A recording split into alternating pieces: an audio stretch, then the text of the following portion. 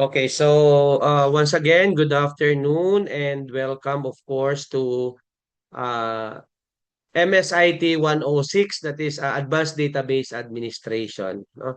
So I am Dr. Marmila Abante and I will be your professor for this course. So I am very pleased to have all of you here as we begin another opportunity to deepen our knowledge and practical skills in information technology. This is an advanced course, so our goal is not simply to understand what a database is, but to examine what happens behind the scene to keep databases available, secure, efficient, and recoverable. No? So as the our journey will take us from data storage to resilient high-performance database operation. So throughout the course, I want you to think like database administrator. So whenever we make a change, we should ask what will this do to performance and what are the security implications? What happens if something goes wrong? And most importantly, can we recover? Those questions will guide many of our discussion and practical activities. This is a 3-unit course no, with 54 contact hours, so we have considerable ground to cover. No, however, I do not want our session to consist only on lectures. So we will combine concepts, no, demonstration, discussion, and practical application so that uh, no, so that by the end of the semester, you will understand not only a DBA does, but why particular administrative decisions matter. So before we go into a specific commands and technologies, let us answer a basic question, no? Why does database administration matter? No, a database is not simply a place where information is stored. No, organized depend on databases for daily transactions, reports, decision, customer services, and many other critical operations. Therefore, when a database becomes unavailable or unreliable, the effects can immediately be felt by your respective organization. Again, there are 4 ideas I want you to remember from this discussion. No? Dapat available, dapat secure, fast, and recoverable. No? Availability means users can access the information when they need it. Security means that confidentiality, integrity, privileges, and access are properly managed. Performance means the system can process workloads efficiently, and recoverability means that when failures happen and eventually something will fail, we have reliable mechanism for restoring operations. So throughout the semester, try to connect every topic with these 4 areas. No, when we discuss memory, ask how it affects performance. When we discuss authorization, think about security. And when we discuss backup and restore, think about recoverability and availability. In this way, you will begin to see database administration as an integrated discipline rather than a collection of unrelated technical commands. No? So, as you can see here in our slide, it gives us a quick overview of the course. No, we are dealing with advanced database administration with 3 academic units and 54 contact hours. No, and our primary technical context will involve IBM DB2 concept and administration. So, many of our example will use DB2 terminology, commands, storage concept, monitoring tools, and recovery mechanism. You will also notice that the learning mode includes discussion. Siyempre, kapag presenter kayo, dapat may demonstration. You could able, of course, to demonstrate or hands-on application in your respected topics, no? And that combination is intentional. So in database administration, knowing a definition is not enough. Let's say, for example, kasi, you may understand what backup means theoretically, but a DBA must also know how to create one, when to create it, how to verify it, and how to use it during recovery. So, I encourage po everyone to participate actively when I demonstrate something or the presenter demonstrates something. Do not simply memorize the step. Ask yourself why each step is necessary and what might happen if it is performed incorrectly. So that analytical approach is what will move you from simply being a user of database technology to thinking like an administrator. So the DBA learning path, no? So let us look at our learning journey for the semester. We begin with orientation and then move progressively into advanced monitoring, table space management, memory management, rebuild and recovery, relocation and DMS, and incremental backup. So the sequence is designed to move from understanding database behavior toward protecting and optimizing database operation. So you notice the statement at the bottom, no? Observe, configure, monitor, protect, recover, and optimize. This is very useful way of understanding the DBA mindset. No, we normally should not change a production environment simply because we think something might improve performance. First, no, as database administrator, we observe, no? Then we understand the current configuration, we make an appropriate change. Monitor the result, protect the data, prepare for recovery, and continuously optimize. Now, think of this learning path as a cycle rather than a straight line. Even after optimization, we return to observation because workloads, users, storage requirement, and and organizational needs change over time. Good database administration is therefore a continuous process also. No? So by the end of the course, I expect you to develop several practical competencies. No? First, you should be able to perform database administration tasks, including operations involving backup and restore. You should also be comfortable constructing SQL, statement involving DDL, DML, and authorization, and using actually administrative views and routines to monitor our database behavior. So another major competency involves storage, syempre. And you should understand DMS, dapat kasama yung automatic storage, table spaces, rebalancing in high watermarks, no? And this may sound very technical at the beginning, but we will examine them gradually and relate them to practical database administration scenarios. And finally, you should understand recovery and movement through concepts such as rebuild and transport, as well as database memory and performance tuning. The overall objective is not memorization. I want you please to develop the ability to look at a database situation. You must identify the problem. You must select an appropriate administrative action and execute it correctly and evaluate the result.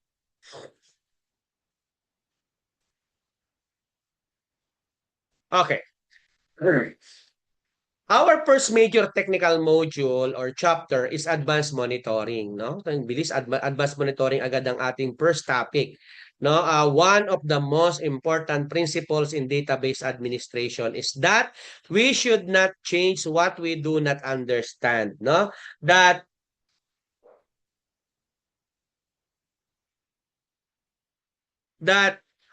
is why good administration uh, begins with visibility dapat, no? Before again reminder, no, before modifying memory, storage, or configuration parameters, we need evidence about what the database is actually doing, because the process shown here has three stages, no? Di ba? Clear naman po. Observe, interpret, and act. We observe using administrative views, routines, SQL-based, inspection, logs, metrics, and other monitoring information. But collecting data alone is not enough. We must interpret what those numbers and symptoms means, no? A high value does not automatically mean there is a problem. It must be interpreted within the context of the workload in database configuration. And syempre, only after interpretation should we act. Our administrative action should be evidence-based. And after making a change po, we should validate the results. So remember this throughput. Remember this, no, throughout the course, no? And uh, uh, then again, as I mentioned, observe first, no, interpret second, act third.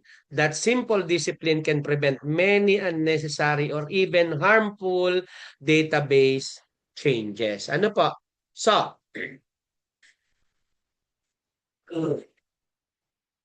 Another, of course, topic that we're going to discuss is about SQL for database administrator. So structured query language is not only a language for application developers. It is also one of the DBA's most important tools. For our purposes, no, we will focus on three broad areas. Una po dyan yung DDL, DML, and authorization. So pag sinabing DDL, it allows us to define and modify database structure. Commands such as create, alter, and drop affect the objects and structures within the database. DML naman po deals with the stored data itself. Diyan po pumapasok yung select, no? Insert, update, and delete. Allow us to manipulate it. For administrators, these commands must be used carefully because even a simple statement can affect thousands or millions of records if conditions are incorrect. The third area is authorization. Commands such as grant and revoke help control privileges and permission. I want you to remember the DBA mindset shown at the bottom of the slide. Ano po? Ano nakalagay dyan? No, every command changes something about risk, performance, recoverability, or access. Before executing a command, always consider its consequences po.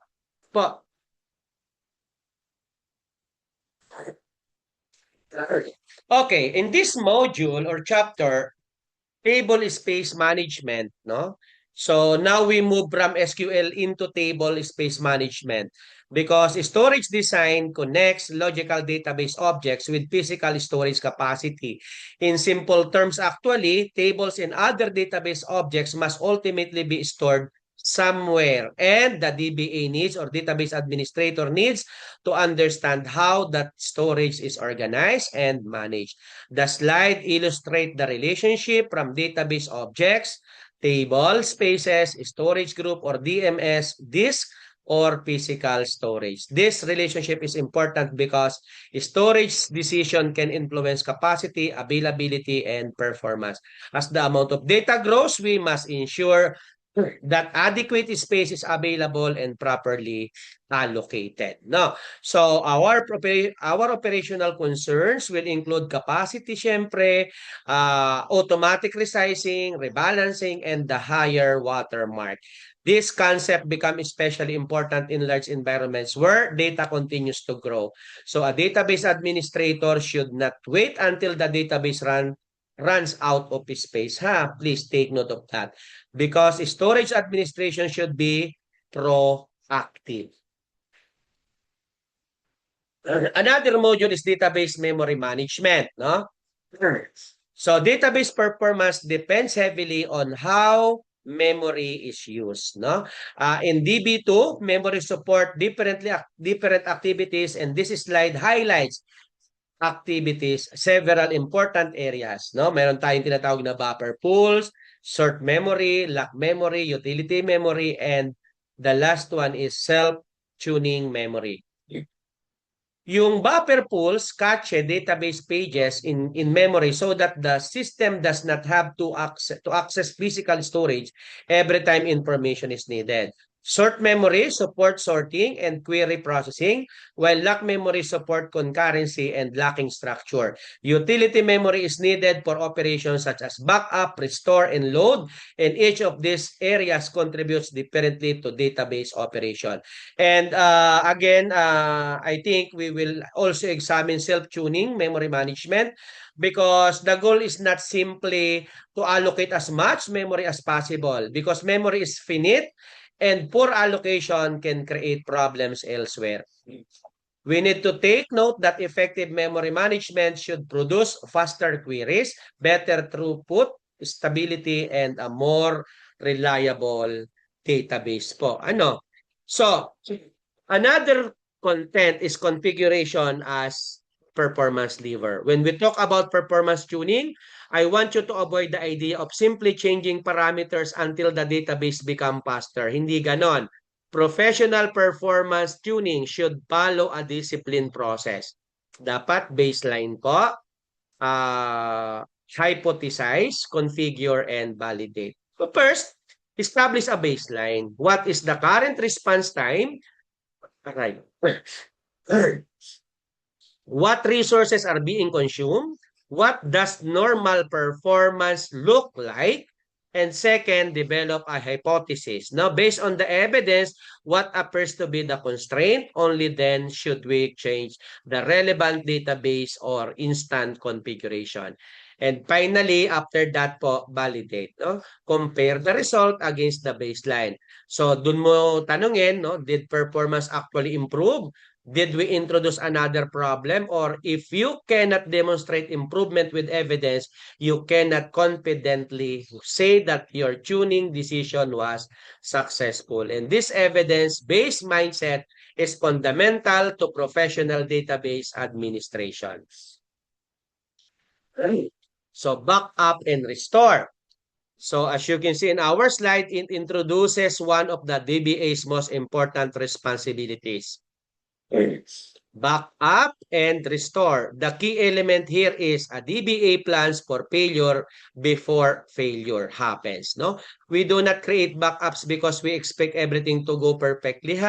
We create them because hardware fails, people make mistakes, systems become corrupted, and unexpected events occur. The process shown is straightforward po. No, we begins with the live database, create backup, image, encounter a failure or significant change, and then use the recovery process to restore the database. But having a backup file does not automatically mean that the organization is protected. No, the real goal is to reduce data loss, downtime, and uncertainty through tested recovery procedures. Siyempre, ang backup po has never been tested may give us false confidence. Therefore, part of our discussion will involve only how to create backups, but how to think about recovery readiness at the same time.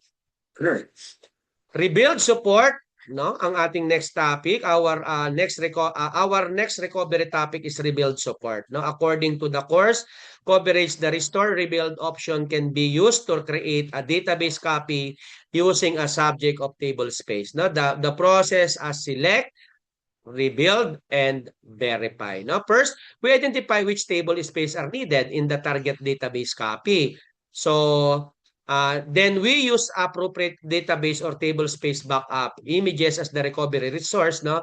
And this allows administrator to address particular operational requirements without necessarily treating every recovery situation in exactly the same way. But again, recovery does not end when a command finishes successfully, paalala po.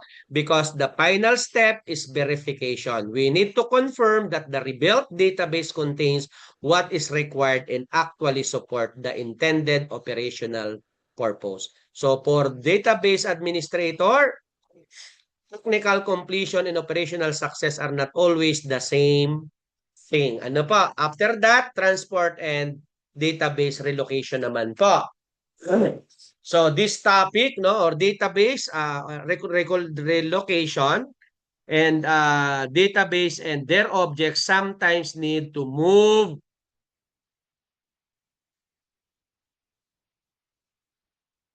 no? So to move, no, from one environment to another. This may happen because of migration. I believe you are familiar with migration, no, from old databases to another or new database, no. So what we're going to do is to migrate data, no, from one database to another database. And the most important, of course, we need to consider the compatibility, no? And another is infrastructure changes, no? Testing requirements, consolidation, or deployment needs. This bring us to transport and database relocation. The basic idea on the slide is source DB to a database, transport relocation, and target DB to database. It looks simple because it looks simple, no? And actually, looks simple visually, but administrator must carefully consider storage requirement, object, dependencies, compatibility, and integrity of the objects being moved. Whenever we relocate database object, planning is essential po. No? So, we must consider the we need to know what are moving, where it is going, what dependencies exist, and how we will verify the target environment afterward. So migration is successful only when the target database operates as intended. Ano po? After that, incremental backup po ang sunod na topic. Because again, a full backup provides a complete baseline, but repeatedly backing up an entire large database can consume significant time, hindi lang time, pati yung storage nyo saka system resources. So this is where incremental backup becomes useful. Instead of repeatedly capturing everything, incremental strategies allow us to capture changes strategically. No, the visual show a full baseline followed by increment 1, 2, and the latest changes. So actually, the important message is that we should think in terms of a recovery chain, not simply individual backup files. Each part contributes to our ability to recover to the required states. So, when evaluating a backup strategy, do not ask only how much storage will this save, also ask how complicated will recovery become. The the best backup strategy balances backup efficiency with recovery requirements. So how we will learn, no? Let us now talk about how we will approach learning in this course. Uh, the syllabus include group discussion, demonstration, hands-on application or demonstration, assignments, and some demonstration or hands-on activities. That is appropriate because, again, no, database administration cannot be learned effectively through passive listening alone, no? So our learning sequence can be summarized as discuss, demonstrate, practice, and reflect. So please, during discussion, we establish the concept and reasoning. During demonstration, we see commands and workflows in context.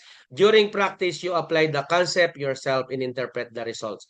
Reflection is equally important after an activity. Ask, why did that command work? What changed? What evidence shows that it worked?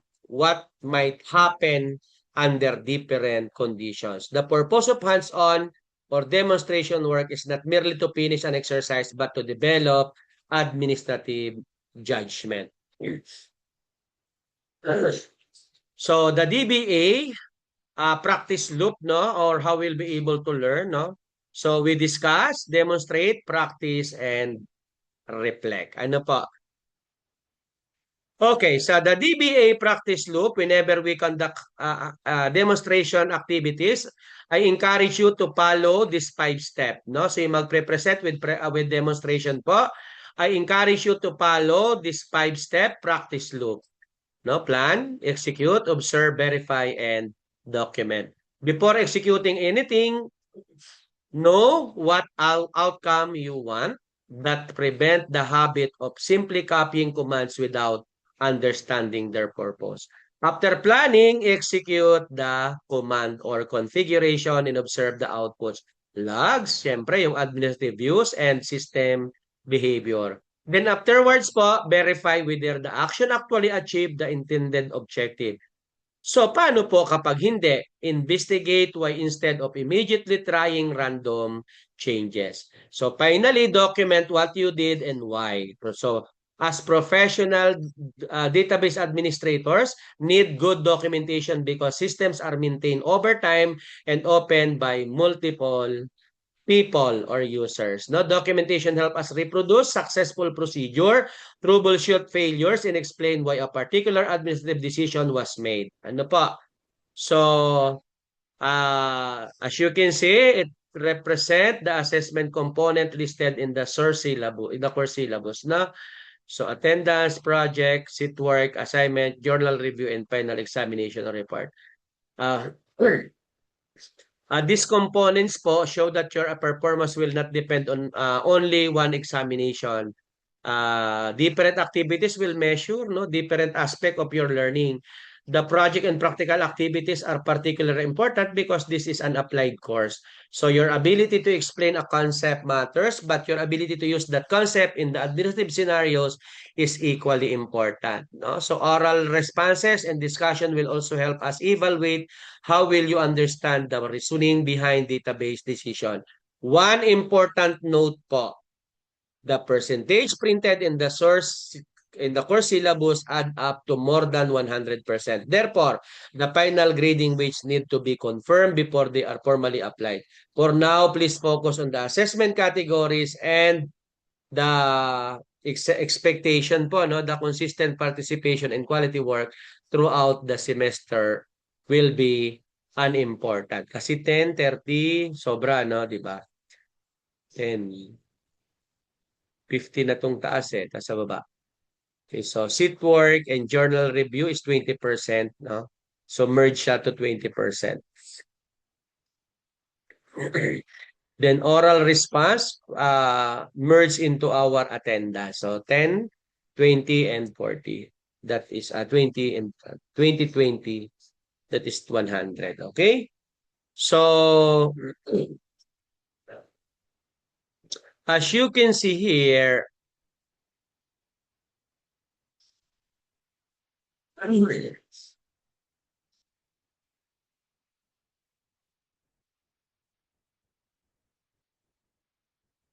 operate like a professional DBA, no? So be prepared.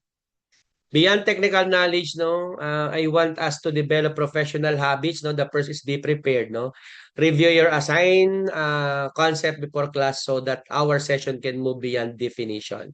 Second po, be precise in database administration. One incorrect parameter or command can have significant consequences. Yan. Third, be curious and responsible as what? Ask what changed, why it changed, what could fail, and what the consequence might be. At the same time, treat data, privileges, security, and recovery procedure carefully. Administrative access carries responsibility. And lastly, documented and collaborative. Record your procedures, findings, and lesson learned, and work constructively with others when troubleshooting. No? This expectation, preparedness, precision, curiosity, responsibility, documentation, and collaboration are all emphasized in our class expectation. Okay, suggested DBA operation.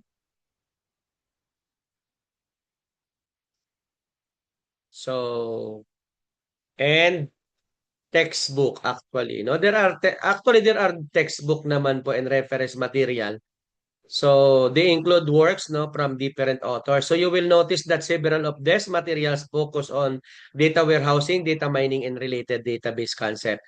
Because okay, again, they provide useful foundation in conceptual perspective. However, several older references, so in the presentation itself notes that they may be supplemented with current DB2 documentation during your presentation. Okay? So, thank you. And with that, we come to the end of our course orientation. I hope this presentation has given you a clear picture of what we will accomplish in MSIT 106, no, Advanced Database Administration. We will explore monitoring SQL administration, storage, memory, performance, backup and recovery, relocation, and other important areas that contribute to reliable database operation. And as we proceed through the semester, I encourage you to participate actively, ask questions, experiment carefully, and most importantly, please connect theory with practice. Advanced database administration is not simply about memorizing commands, it's about making informed decisions that protect data, support users, maintain performance, and ensure that system can recover when problems occur. Thank you very much, everyone. I look forward working with all of you throughout the semester. Let us make this course practical, collaborative, and meaningful. Enjoy the rest of the semester, and welcome once again to Advanced Database Administration. So,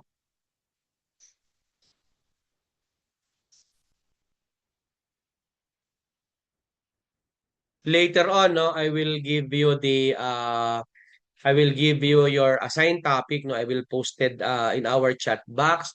So, for the meantime, I think yun muna po tayo.